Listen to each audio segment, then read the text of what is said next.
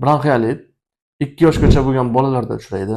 Kasallik boshida burun oqishi yoki bitishi, ishtaha pasayishi, yengil isitma va holsizlik kuzatiladi.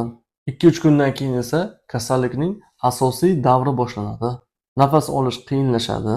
Bola tez-tez nafas oladi. Nafas chiqarishda g'ijillash yoki xirillash eshitiladi. Bola entikib, qorindan nafas oladi. Ba'zan nafas yuzaklashib, to'xtab qolishi ham mumkin.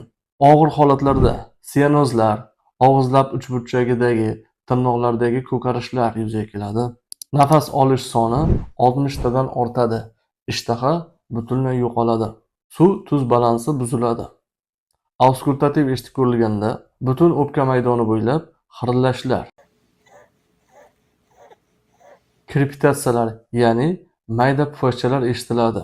Auskultatsiyadagi xuddi shu o'zgarishlar ko'p holatlarda pnevmoniya kasalligi bilan adashtiriladi.